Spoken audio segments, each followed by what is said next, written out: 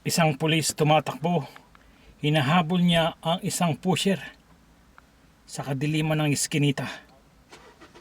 Sa isip ng pulis, ito ng pagkakataon ko para malipol ang lahat ng mga drug dealers at pusher. Ang Pangulong Duterte ay binigyan ako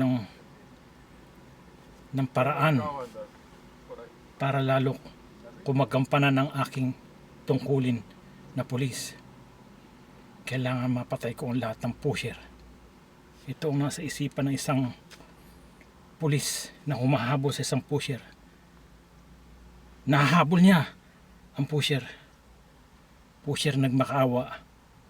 Sir, may asawa ko at anak. Huwag niyo akong patayin. Natulala ang isang pulis. Nag-isip ng konti. Pero sa bandang huli, nangibabaw ang kanyang pag-iisip na kailangan malipol kayo ng mga hinayupa kayo. BAM! Pinatay niya ang pusher, mga kaibigan. Kaya, mga kaibigan, malungkot ang pangyayaring yon. Isa pang senaryo, narco-politician nakipag-meeting sa isang police official. Nabalitaan ng isang drug lord, so nagpadala siya ng kanyang hitman. So dumaan ang sasakyan ng mag-asawa. Biglang lumabas ang hitman at pinagbabaril. Bam! Bam! Bam! Bam! Bam! Bam! Patay ang mag-asawa na narco-politician at ang kanyang asawa. Mga kaibigan, ganun na ba talaga kadali sa atin ang pumatay? Nasaan ang takot sa Diyos? Ating bansa ay naturing ang relihiyosong bansa na may takot sa Diyos.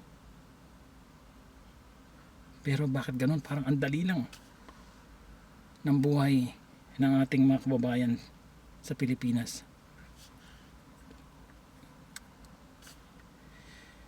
Nakakalungkot, mga kaibigan. Minsan iniisip ko, kaya siguro nagdadasal ang iba sa atin ay dahil humihingi sila ng tawad sa pinatay nila. Oh my goodness! That is not good. Malungkot ako, mga kaibigan. Dahil akala ko may takot tayo sa Diyos na hindi tayo natin kayang basta-basta pumatay. Isa sa mga main commandment, thou shall not kill. Wow. Ano sa palagay niyo, mga kaibigan? Ibigay niyo yung salubin. Dahil ako'y nagtataka at nalulungkot at naghahanap ng sagot. Nasaan ang ating takot sa Diyos?